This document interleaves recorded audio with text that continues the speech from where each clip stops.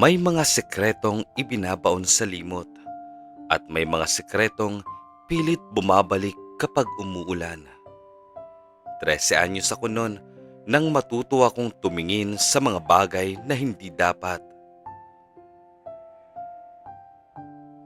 Si Lieutenant Franco, ang matikas at gwapong sundalo na nanliligaw sa ate ko, ang naging mitsa ng aking pagkamulat.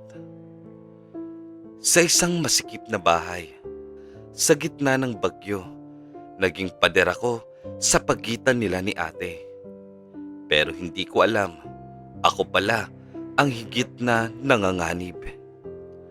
Sa bawat kidlat, sa bawat kulog, at sa bawat mabigat na hinga niya sa tabi ko, nalaman kong ang tunay na giyera ay wala sa labas, kundi nasa loob ng puso kong naguguluhan.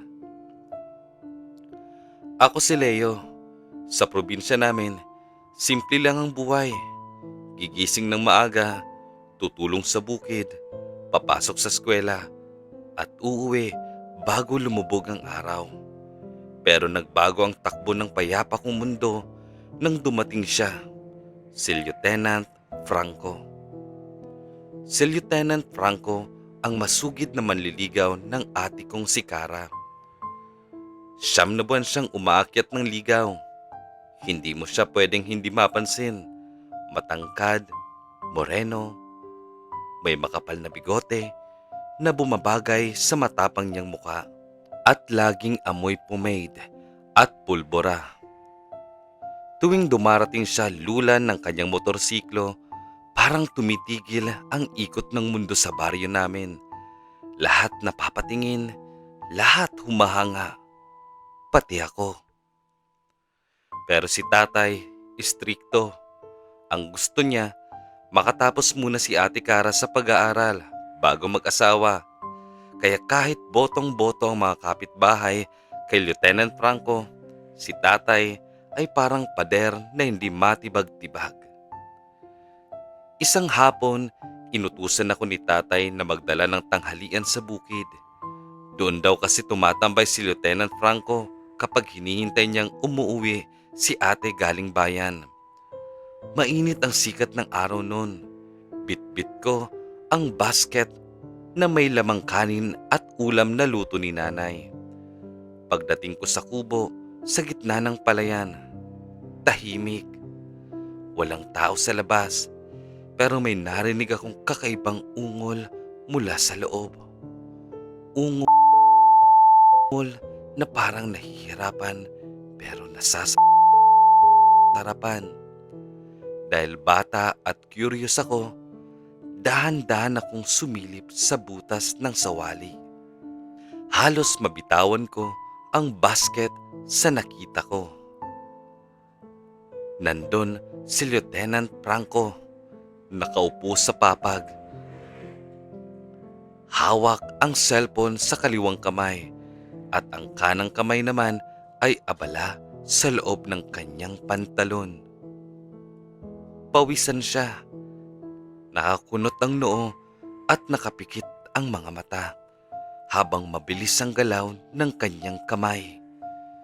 Sa screen ng cellphone niya, may nakita akong mga imahe ng babae at lalaki na gumagawa ng milagro. Nang laki ang mga mata ko, alam ko na kung anong ginagawa niya. Self-service, sa tanghaling tapat, sa gitna ng bukid namin. Bigla akong napaatras at natapakan ko ang isang tuyong sanga. Napahinto siya. Mabilis niyang inayos ang sarili at lumingon sa direksyon ko. Nagkatama ang mga mata namin. Nakita ko ang gulat, hiya, kaunting inis sa mukha niya. Leo? Tawag niya. Medyo garalgal pa ang boses.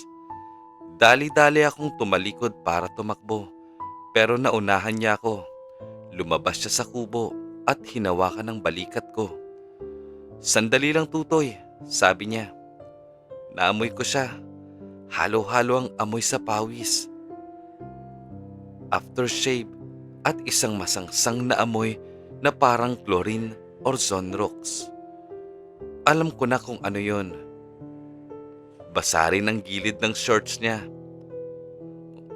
Wala akong nakita, Kuya Franco. Nanginginig kong boses. Kahit halata namang kitang-kita ko ang lahat. Tumitig siya sa akin ng matagal. Yung titig na parang binabasa ang kaluluwa ko. Pagkatapos, ngumiti siya. Ngumiti siya ng pilit. Isang ngiti na may halong sikreto. Wala kang sasabihin kay Ate Cara mo ha, o kay tatay. Bulong niya sabay pisil sa balikat ko. Ang init ng palad niya, parang tumatagos sa damit ko. Tumango lang ako at mabilis na inabot ang basket bago tumakbo pa uwi.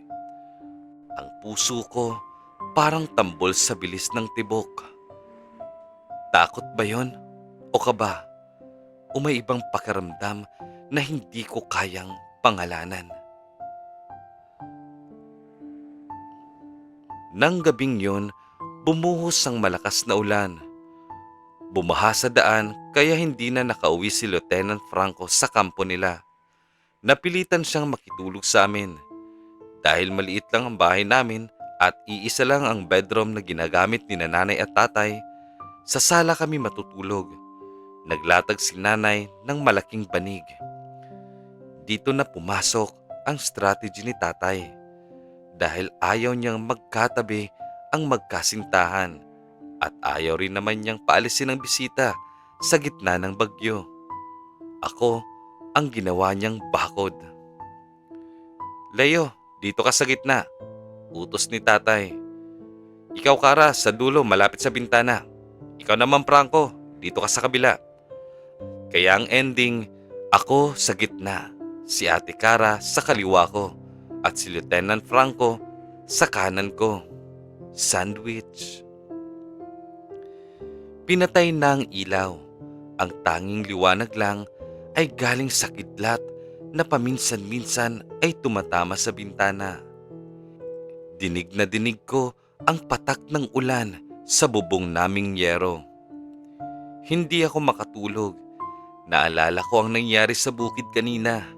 Naalala ko ang pawisan niyang mukha, ang mabilis na galaw ng kamay niya, at ngayon katabi ko na siya. Naramdaman kong gumalaw si Ate Cara. Good night, Leo, bulong niya bago tumalikod at nagtalukbong ng kumot. Ilang minuto lang, narinig ko na ang mahina niyang hilik. Tulog na siya. Pero sa kanan ko, gising pa si Lieutenant Franco. Ramdam ko ang init na nagmumula sa katawan niya. Nakasuot lang siya ng manipis na jersey shorts at sando. Ako naman, nakapajama lang. Dahan-dahan akong lumingon sa kanya. Nakatiyaya siya, nakatingin sa kisame. Sa dilim, naaninag ko ang matangos niyang ilong at ang kapal ng bigote niya. Ang gwapo niya pala talaga kahit tulog. Kaya siguro patay na patay ang mga babae sa kanya. Bigla kong napansin ang ibabang bahagi ng katawan niya. May bundok. May umuumbok sa shorts niya na parang isang matigas na bagay. Hindi ko maalis ang tingin ko doon. Ito ba yung halimaw na nakita ko kanina sa bukid? Yung dragon na naghanap ng mapagtataguan? Bakit ganun kalaki? Bakit ganun katigas tingnan? Parang bato. Bigla siyang gumalaw. Tumagilid siya paharap sa akin. Sa sobrang gulat ko, napapikit ako at nagtulog-tulugan. Naramdaman ko ang braso niya na pumatong sa tiyan ko. Mabigat, maskulado. Ginawa niya akong unan, pero hindi ako umalis. Hinayaan ko lang ang puso ko. Nagwawala na naman sa kaba. Dahan-dahan, umusog siya palapit. Sobrang lapit na nararamdaman ko na ang hininga niya sa leeg ko. At mas lalo kong naramdaman ang bundok na dumikit sa hita ko. Mainit, matigas, pumipintig. Para akong naging estatwa. Hindi ako makahinga. Ito na ba yon? Ito na bang sinasabi nilang delikado kapag may sundalo sa loob ng bahay? Pero bakit ako?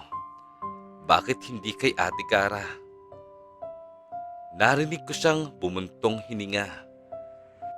Leo, bulong niya. Sobrang hina.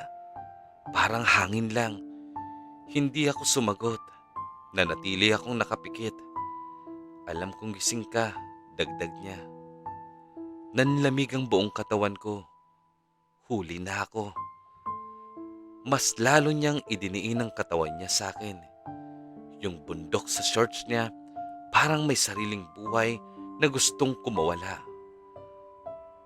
Pasensya ka na ha, bulong niya ulit. Ang labi niya ay dumarampi na sa tenga ko. Ang bango ng hininga niya, amoy mint na may halong alak. Uminom kasi sila ni tatay kanina. 3 araw na kasi akong nagpipigil. Si ate mo kasi, ayaw pa akong sagutin. Kaya ikaw munang yayakapin ko. Hindi ko naintindihan ang ibig niyang sabihin. Ako? Yayakapin? Substitute? Naramdaman ko ang kamay niya na humagod sa braso ko. Pababa sa bewang ko. Nanginginig ako pero hindi sa takot. Iba to. May kuryenteng gumagapang sa balat ko na hindi ko maipaliwanag. 13 anyos pa lang ako pero parang biglang nagising ang katawan ko sa isang realidad na hindi ko naman hiningi. Sana balang araw matanggap mo ko bilang magiging kuya mo. Patuloy niya na pagbulong. Ang bigote niya kumikiskis sa pisngi ko. Masakit pero nakakaadik ang pakiramdam. Bahala ka na kung anong gusto mong gawin dyan. Ang huling sinabi niya ay nagpagulo lalo sa isip ko. Bahala ka na kung anong gusto mong gawin dyan. Saan? Sa bundok na nakadikit sa akin? Sa sitwasyon namin? Bigla niya akong hinalikan. Hindi sa labi, kundi sa pisngi. Matiin, basang-basa, at puno ng pagnanasa. Pagkatapos nun, tumalikod na siya. Inalis niya ang braso niya sa akin at humiga ng patalikod. Pero rinig na rinig ko ang malalim niyang paghinga. Naiwan akong nakatulala sa dilim. Hawak-hawak ko ang pisngi kong hinalikan niya. Ang bilis-bilis ng tibok ng puso ko. Nababakla na ba ako? Bakit hindi ako pumalag? Bakit parang nagustuhan ko? Buong magdamag, hindi ako dinalaw ng antok. Nakiramdam lang ako sa bawat galaw niya. Iniisip ko ang halimaw na nasa loob ng shorts niya. Yung dragon na nakita ko sa bukid. At yung dragon na naramdaman ko sa hita ko. Nakakatakot. Pero bakit parang gusto ko pang malaman kung ano ang kaya nitong gawin. Kinabukasan, maagang umalis si Lieutenant Franco. Bumaba na ang baha. Salamat sa patulog, tay, nay. Paalam niya. Binalingan niya si Ate Cara at nginitian. Babalik ako bukas, Cara. Tumingin siya sa akin. Sa sandaling nagtama ang paningin namin. Parang may kislap sa mga mata niya. Kinindatan niya ako ng pasimple bago sumakay ng motor niya. Bye, Leo! Sigaw niya habang pinapaandar ang makina. Kumaway lang ako ng mahina. Lumipas ang mga taon, hindi rin sila nagkatuluyan ni Ate Cara. Nag-asawa ng iba si ate at si Lieutenant Franco naman ay nadestino sa Mindanao at hindi na namin nabalitaan. Pero hanggang ngayon, Kapag umuulan at malamig ang gabi, naaalala ko pa rin siya. Naaalala ko ang bigat ng braso niya, ang gaspang ng bigote niya sa pisngi ko, at ang init ng bundok na minsan ay naging sandalan ko sa isang gabing puno ng bawal na pantasya. Siya ang una kong tikim sa mundong hindi ko inakalang gagalawan ko. Isang alaala ng pagkabata na habang buhay nang nakaukit sa aking pagkatao.